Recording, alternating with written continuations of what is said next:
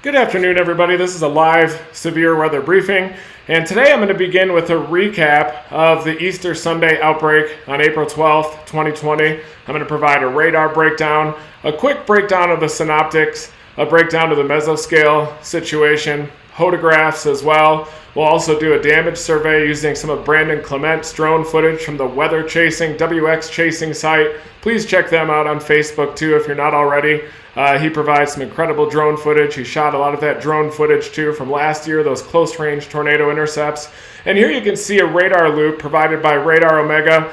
This is that lead storm that dropped the two EF4s you can see right now passing just to the south of that tornado emergency that is outlined there. That was for the second storm.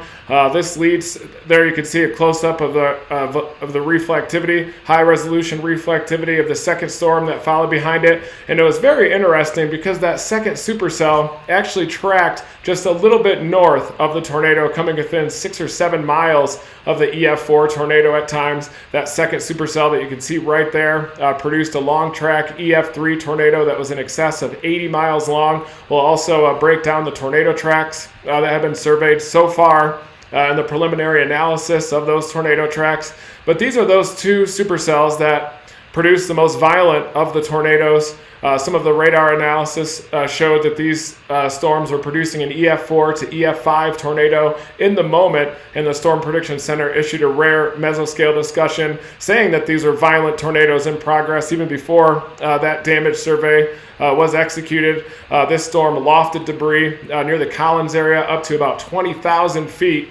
With that altitude and the rotational velocity sampled at a certain level above the ground. It was assessed based on peer-reviewed literature that these storms were producing EF4, EF5 tornadoes. The damage survey confirmed that there's that lead storm right there that produced an EF4 tornado initially that was 20 miles long. That touched down near the JS area, and then that one lifted and quickly recycled again. Another EF4 tornado touched down just to the southwest of the Bassfield area, and there are a few indicators in there that suggest this could be rated an EF5 tornado. It has been preliminarily confirmed as a strong EF4 tornado, but we're going to break down some of those damage indicators also later on in this, and we'll also discuss this coming Sunday where it looks like another significant severe weather outbreak is on tap for the same areas over southern Dixie Alley. We'll also break down the differences between the two events, but this radar loop right there, you can see the second storm that was following behind, and it was interesting that that second storm dropped an EF3 tornado that was just north of the initial EF4 tornado. You would normally expect that air to be stabilized by this lead storm. There you can see the lead storm tracking just to the south of the tornado emergency from the second storm that afternoon. But the low-level jet was so intense at 60 to 70 knots that it was easily able to modify that post-storm environment. You're also looking at an environment that's basically tropical, near saturated, so there's not a lot of rain-cooled air in the wake of these storms. And there was also a surface low that tracked from East Texas across northern Louisiana, across central Mississippi, central northern Alabama, into east of Tennessee that produced strong, damaging tornadoes as well. And there were a couple different modes of this complicated setup, very fast-moving tornadoes, but it was these two supercells in southern Mississippi that really produced the most violent of those tornadoes. Here is those some of the correlation coefficient drops that were shown from that second supercell. This is the loop. There you can see the lead supercell, a massive debris ball. Another one touched down just to the southwest of Bassfield. Two EF4 tornadoes produced by the lead storm. One just over, the initial one over 20 miles. The next one was at over 62 miles long. So two long track tornadoes produced by that lead storm. And then the next one came up with an even longer track, but EF3 tornado. And there you can see that correlation coefficient. And again, most of these results are preliminary, so they're still subject to change. It still could be upgraded to an EF5 given these indicators, and we're going to take a look at some of these. First, though, let's quickly look at the 500 millibar pattern that was responsible, at least partially responsible for this outbreak. And this is different than this upcoming Sunday system, because this storm system down here, right here, was cut off over the southwestern U.S. for many days. That allowed the Gulf of Mexico to recharge, and this is a much more compact, intense upper-level storm system right here that initially had a neutral tilt as it was approaching the southern plains, and then it quickly gained a negative tilt as it moved across Dixie Alley, intensified. You had a surface pressure falls as well, a long track surface low that was deepening and intensifying that traveled along a warm front that was draped from that area. And then you had some renegade supercells that developed over southeastern Louisiana, and those moved into southern Mississippi, and those ended up being the mega tornado producers that happened in southern Mississippi and beyond. That surface low track, though, was also extremely dangerous with strong, damaging tornadoes along that as well. Here's a look at that low-level jet, 60 to 70 knots across a large portion of Dixie Alley from eastern Louisiana through a massive part of Mississippi along that warm front. The surface low track actually came out just a little bit further south than what is indicated here. And I apologize for my computer being a bit bogged down. I've got so many images on it right now that it's completely going haywire. But we're going to try to grind through this anyway. Here are the overall storm reports, preliminary storm reports so far, over 140.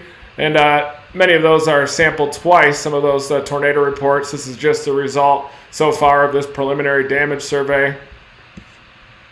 But you can certainly see the different modes of this outbreak. This one right here, this long one, this is the surface low track that I was talking about, where you had a very tragic, damaging tornado on the east side of the Chattanooga area that so far has been rated an EF3 tornado. This surface low track was producing tornadoes in the morning. We were streaming from the Longview area and here into northwestern Louisiana early in the morning, starting that day with those tornado warnings early on. And then there was a strong tornado that was produced near the Monroe area that was more of a QLCS type variety, maybe a hybrid with supercells, because of those supercell storms were firing just on the east side of that surface low. They'd rip up on the north side of it, produce those tornadoes. And then it produced an EF2 tornado near the Yazoo City area. And my plan was to head north out of Jackson to also target the surface low, including some of those supercell hybrids with that. And my plan was to track that surface low all the way east to the Columbus area, then drop southwest and intercept these renegades that were coming out of southeastern Louisiana. And another concern that I had as the chase was happening was that this surface low would eject too rapidly, and then it would leave the wind shear behind a bit, veer out that low-level flow, and then these renegades would arrive into the warm sector here across southern Mississippi with wind shear that wasn't quite as favorable. But these storms easily caught up to that southern southeastern quadrant just to the south-southeast side of that surface low. More than enough, in fact, perfect low-level wind shear for tornado genesis, and it created those pair of long-track violent tornadoes there. The surface low produced another EF2 tornado near the Brooksville, Mississippi area. That's a storm that we were waiting on, a wedge tornado there that caused quite a bit of damage, tracked all the way across just to the north of the Tuscaloosa and the Birmingham areas, and then after dark produced that EF3 to the east of Tuscaloosa. There were some other renegades too that developed late night. One of those produced that famous viral photo of the house that looked like from the movie Twister right over the highway there. That was to the west of Macon, Georgia. And then this one there, also with the surface low track from far northeastern Georgia into upstate South Carolina at about 2 or 3 in the morning. And that one came pretty close to hitting my parents' place, my sisters, nieces out there. This one was near Seneca, South Carolina, also Pumpkin Town up there in the far upstate portion of South Carolina. And then the next day, the next morning, more tornadoes. Here's that map with those storm reports. Several tornadoes on this one as well, far eastern North Carolina, and all the way up even to portions of the mid-Atlantic. Southeastern Pennsylvania, even near the Delaware area, had some tornadoes. This was a big mode of QLCS embedded tornadoes in eastern North Carolina. These were some damaging tornadoes as well in the coastal South Carolina, northeastern Georgia area, and of course in northern Florida there as well. And as I mentioned, the tornado, two dual supercells in southern Mississippi produced strong to violent tornadoes. The lead storm produced 2 EF4 tornadoes And here you can see footage that was provided from Brandon Clement of WX Chasing. There you can see the logo there. This is drone footage of a slabbed home that was near the JS area when that first EF4 tornado initially touched down. And you can see that evidence of bolts on the foundation there. That's where the house locks into that foundation. And so if a tornado comes along, sweeps the house completely off the foundation, leaving nothing but a slab, as you can see here, if they do have those anchor bolts and that home is anchored into that foundation, usually that's considered an EF5 indicator. Of course, I'm not an engineer or a survey expert. Brandon, though, has seen more damage paths than really anybody that I know. And those anchor bolts there to that foundation, that's what anchors that house on there. And this house was completely removed from its foundation, and you still have evidence of those anchor bolts. I do believe that this was hit by a very intense subvortex inside that tornado. Who knows how strong those wind speeds were within that subvortex in the real small scales, probably 300-400 miles an hour, maybe even stronger than that. But this was definitely hit by a subvortex, as supported by the ground scouring as well in this. You can see the full video at the WX Chasing site. But this single indicator here sometimes isn't enough to get it completely upgraded to an EF5 tornado. Right now, strong EF4, both of those tornadoes with winds up to 190 miles an hour. Time will tell if they do upgrade these to an EF5. But this is just absolute tragic destruction there as far as the eye can see. And this was the first EF4, as I mentioned, that touched down near JS. This was on the ground for about 20 miles. The storm quickly recycled the lead storm and then dropped another intense tornado just in the southwest side of the Bassfield area. And here is that rare mesoscale discussion that was issued by the Storm Prediction Center. Just an incredible use of research, peer-reviewed research. They use it based on a statistical analysis based on the rotational velocity indicated by radar. How high above the ground is that rotation as well, coupled with how high that debris is lofted in the storm using the debris coefficients. Correlation coefficient drops. You can see just how high the debris is lofted in. This one was lofted up to 20,000 feet. And they were able to assess in real time that a violent tornado was ongoing, an EF4 to EF5 tornado with winds of 170 to 205 miles per hour. Just incredible. Certainly, I would think that if people see that in the warning statement, they'll take it a lot more seriously. People ahead of these storms, of course, will take them more seriously. Anytime you see that in the warning statement, just an incredible use of research there to save lives. This is an image from Radar Omega of that tornado that was in progress. This is near the Collins area, just a massive circulation. The width of this tornado now is in excess of 2.2 miles wide. And the El Reno tornado was 2.6 miles wide after the damage survey as the widest tornado in recorded history. We intercepted that one with both dominators. Then the second widest tornado was the Hallam, Nebraska tornado at 2.2 miles wide. So this one could be the second widest tornado in recorded history. It was also violent, very long track. That's what makes it so unique, is just how much ground that it covered, how much surface area it covered. So in terms of the width and the length of the track, I would say this is pretty close to an unprecedented event. Looking at some of that debris getting lofted, here you can see that debris. The blue area is the correlation drop getting lofted up to 20,000 feet there. One of the things factored in by National Weather Service personnel in real time when assessing that this was, or when determining that this was a violent tornado. As I mentioned, we're going to do a little bit of radar breakdown of these tornadoes throughout their life cycle. This one right here was the Chattanooga tornado that very sadly produced an EF3 circulation there, loss of life as well. But you can see that that was right along the track of that surface low across northeastern or far northern Georgia into southeastern Tennessee, just to the east of the Chattanooga area. This was rated an EF3, and this is basically an embedded supercell with the embedded supercell with the effective RFD, basically a large bow echo. And there's a very fine line between those tornadoes that are produced by QLCS or supercells that are embedded within a line segment, and those supercells that are just in the open warm sector initiated off a dry line. Basically the same skeleton exists within the supercell structure within, very strong rotation. A tornado there just to the east of Chattanooga. There was another one getting going near the Fort Payne area, down near Gadsden as well. Those produced tornadoes. I was watching this in real time for my sister and my mom, sisters that live in northern Georgia, up into upstate South Carolina very closely. And it was on the mesoscale. This surface low was almost like the parent mesocyclone, and these smaller supercells embedded within the line are almost like the subvortices of a tornado, lifting northeast, and then once they get on the east side of the surface low, they produce tornadoes, rip around the north side of it. Extreme helicity was found along the track of that surface low, as I'm going to show you here in a second.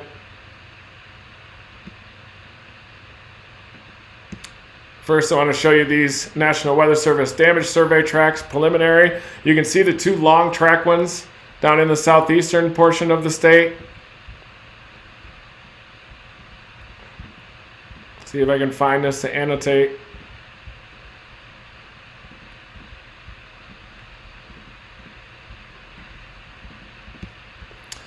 And so those two long track ones in the bottom right portion, you can see the two EF4s. That was the southern supercell, cycled and then dropped the next one right over Bassfield. Collins, Mississippi got incredibly lucky. And then you can see the tornado turning off to the left, hitting some stable air that was in place out ahead of those storms, weakening just as they reached the interstate I-59 there. You can see the yellow track. That's the 80-plus mile EF3 tornado track.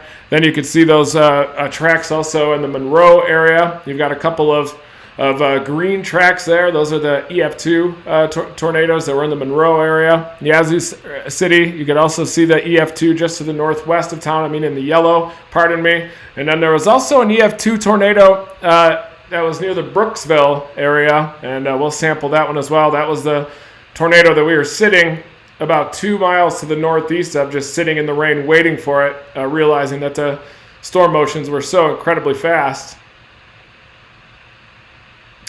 Here is a picture of that Yazoo City tornado, that very stout cone. This was provided to me by the emergency management director in Yazoo out there. We met him back in 2010, chasing that tornado in April 24, but a large cone there, rated EF2, and this was along the surface low track before that southern mode really started to get going. So this is a map of the storm relative helicity that I saved in real time from the RAP analysis, and I wanted to show you just a quick breakdown from a storm chaser perspective, exactly what happened during this storm. And you can see that there's extreme helicity up near the surface low. At this time, this was about the time of those tornadoes were happening near the Monroe area that were embedded within that circulation. I can just pull it up here. I can draw on it for you. So these were those embedded QLCS tornadoes causing damage in the Monroe area. Eventually they produced that EF2 tornado that I just showed you to the west of the Yazoo City area. And look at all these extreme storm relative helicities, effective helicities ahead of this surface low along that warm front that at this time was about 20 miles to the north of the Jackson area. I know it was there because I went north out of Jackson to try to sample these QLCS tornadoes before dropping south.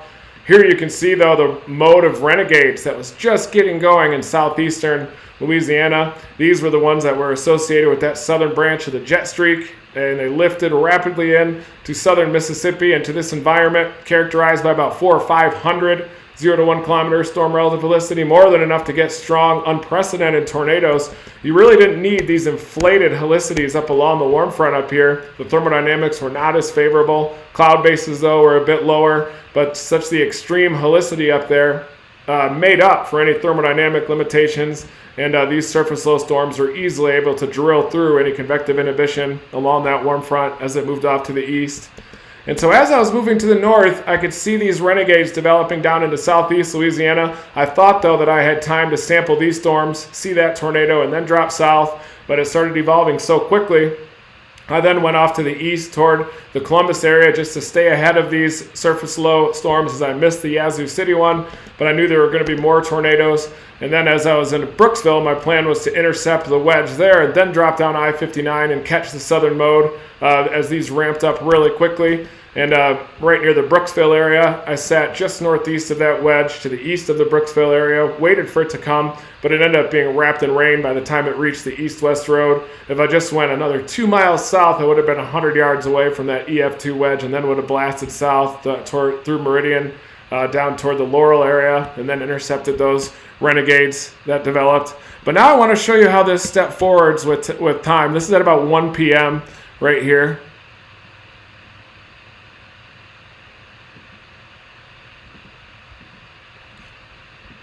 Here's the next map. You can see how that storm relative helicity was ejecting with the surface low. This is at about the time that it was producing a tornado near the Yazoo City area, EF2, just to the northwest of town. That was sent to me by the emergency manager up there. The RAP did a pretty good job of analyzing that surface low storm. The RAP, though, did a poor job of sampling these renegades and them developing into southern Mississippi. There was a cap that was analyzed on the Jackson sounding that would definitely show that they'd be slow to develop. The RAP showed that cap would limit the maturity of those storms altogether. And you can see that this low-level helicity was ejecting. By this time, it was up into central Mississippi. And usually when this shear ejects really rapidly like this, it leaves behind an environment of reducing wind shear. But in this case, this upper-level storm system was so intense that even on the backside, just behind that surface low, you still had 400 to 500 0 to 1 kilometer helicity even ahead of those storms. I should have recognized that, given up on this surface low storm instead of trying to intercept both and just drop south into southern Mississippi, and would have been ahead of those storms. Warning those in advance. But this is how Dixie goes. It can be quite complicated. And here you can see the wind shear ramping up all the way to the east along that warm front that was lifting northward ahead of this ejecting surface low. And eventually that warm front would make it all the way up to the Chattanooga area. Sadly, just in time for that EF3 tornado to happen. And here you can see that shear ejecting up into northern Alabama, eventually into southeastern Tennessee ahead of those surface low storms. The warm front lifted all the way up to the Tennessee border, making way for several QLCS supercell hybrid tornadoes, strong, damaging, including one of which was an EF3 just on the east side of the Chattanooga area. And at this time, these were ongoing, producing tornadoes. The Brooksville one had just been produced. And the RAP during this time was starting to show these renegades mature a little bit, but still the RAP missed out on this. The HRRR certainly showed those renegade storms maturing and moving into this environment, characterized by about 400 to 500 0 to 1 kilometer storm relative helicity. Here is the 0 to 1 kilometer EHIs, showing you that the environment to the south of the warm front was not only strongly sheared, but extremely unstable. I pulled up a satellite image and it showed southern Mississippi in sun, instability building down here. You could see fair weather cumulus developing. And this analyzed these renegade storms slowly intensifying to the south of this environment, prime, characterized by 7 to 9 0 to 1 kilometer EHIs. That factors in the 0 to 1 kilometer wind shear and the instability.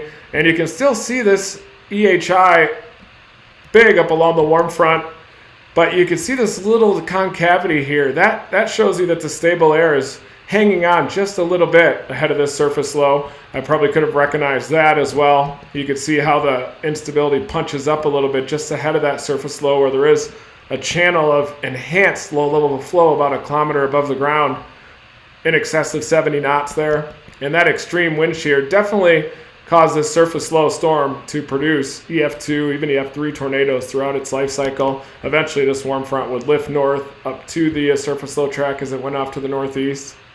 These renegades moved into this environment right as the surface low is passing out of Mississippi into Alabama, and that plenty of wind shear due south and south-southwest of that surface low to still have a big-time tornado threat. And here's the hodograph that was determined by mobile radar. And this is about as perfect as a hodograph gets during these outbreaks. This, you can see, was a textbook hodograph with a big-time critical angle as well. The 1 kilometer wind in excess of 50 knots, upper level winds 4 to 5 kilometers, contributing to that very rapid storm motion. The 0 to 1 kilometer shear vector, about 35 to 40 knots, which is huge. And the critical angle of about 45 degrees was also perfect. And this was from Mobile, so even a little bit, quite a ways southeast of those storms, you probably even had a longer 0 to, or 1 kilometer shear vector with this storm.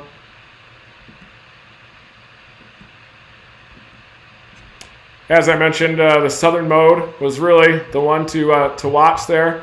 And here you can see the radar image that shows that southern mode developing. I saw this happen in real time. I should have known that those are going to pass into that environment and go completely haywire, but you could see them in southeastern Louisiana. And realizing the photographs that were present out ahead of that storm, this is definitely a very scary situation for southern Mississippi, for forecasters there to see those renegades begin to mature. I circled that in real time as I was heading north from Jackson to try to sample the Yazoo City QLCS type EF2 tornado, and then my plan was to drop down I-55 and intercept those renegades, but they quickly developed, and then I-55 was not an option. I-59 was still an option, but then I got lost in the jungle there near the Mississippi-Alabama border and was not able to drop down to those storms that were developing in the southern mode. But definitely recognize those. It's just, you can't get all modes in Dixie Alley. Sometimes you have to commit to a target because of how quickly everything evolves, how quickly that surface low ejects. And there's even a narrow window for those renegades to produce strong tornadoes. As you saw in those storm reports, really southern Mississippi was where they produced. They stopped producing then to the east of that and then began producing again after dark. So here is my position. The GPS position you could see there is from the blue circle as I was closing in on that developing circulation that I circled again in real time there. And you have two options as a storm chaser when you're approaching that. You can either wait for that storm to mature, or you can get aggressive and drop down this road and get it. This is obviously going to become a tornado. This is the inflow here that is ramping up substantially. Not once did I see that inflow this robust ramp up on the earlier tornadoes near Monroe or Yazoo City. The hook echo was back like this. It actually had a big hook-like appendage that reached into the warm sector, so I knew that this was a target storm. I thought it was going to be long track. I wasn't sure if it was going to produce the wedge by this north-south road where you only have one chance at it. So I decided to take the east option out of Brooksville, where you can keep up with the storm a lot longer. This circulation would have time to mature. By the time it reached this road, I would have a clear view just to the east, looking back to the southwest. But I ended up just sitting in the rain for 20 minutes. These storms that were up near the surface low would produce tornadoes that weren't translating as fast. Thankfully, they didn't cover as much ground, but they did do a little loop where they would turn to the north, which I was anticipating. I thought that would happen just to the east of the Brookville area. In hindsight, though, if I just would have driven right down this interstate, I would have been 100 yards away from that wedge. And sometimes you have to be more aggressive out there. But usually in Dixie Alley, you want to get a little bit out in front of the tornadoes, allow them to mature before they reach you. Here you can see the next scan of the radar, definitely tightening up there just to the west of the Macon area. Just after that scan, it would put down a tornado. I was in Brooksville by that time, still trying to decide whether I should drop south and get close to that developing wedge. But here you can see the RFD gust front, tornado developing right there, inflow still ramping up into this thing.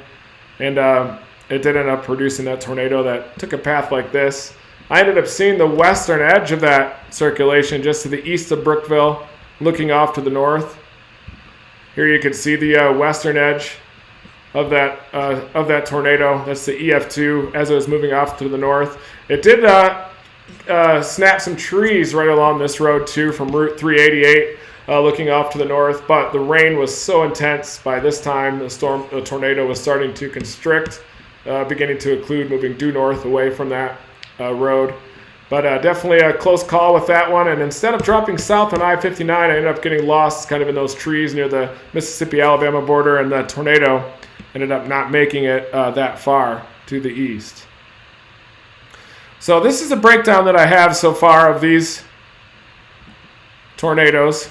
I now want to do a quick recap of the text from the National Weather Service that shows some of the preliminary results. Again, these are still going to be updated. This is the Enterprise tornado here near Enterprise, Mississippi, rated an EF1. So if you remember, we came across those downed trees blocking the road, and I got the drone in the air. That was a third tornado that was produced by this supercell that produced the two EF4s, the lead one. This is the one that we were trying to catch up to. Rose Hill, Enterprise areas. Could have been this one too, the EF2.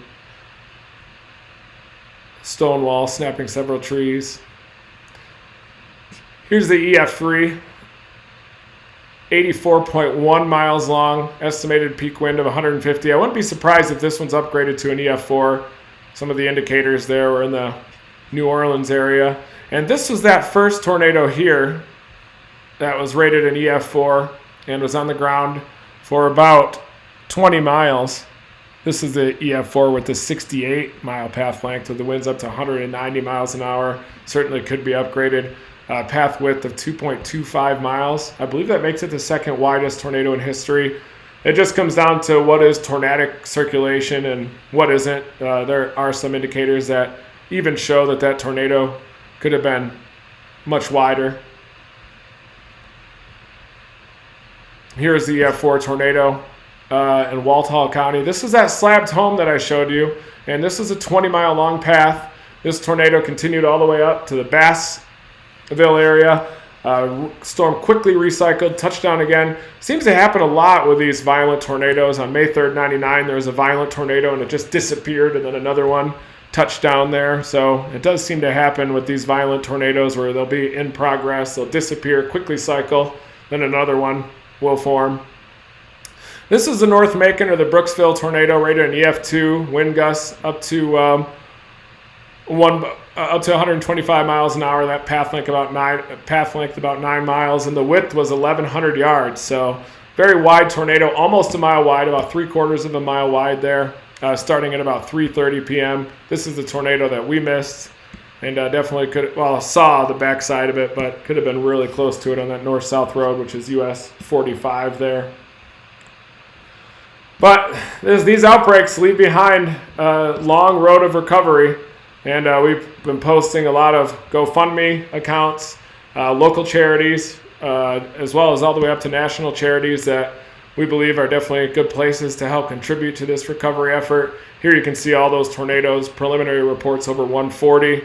You can see the different modes, the surface low, the renegades, and then the coastal the next day on Monday morning, as there are still tornadoes in far eastern Carolinas as well. But this is my breakdown of this event, and there's another significant severe weather event on Sunday across southern portions of Dixie Alley, the same areas, Louisiana, central southern Mississippi, central southern Alabama, maybe overnight into Georgia and the Carolinas once again. Is definitely trending toward a more intense system.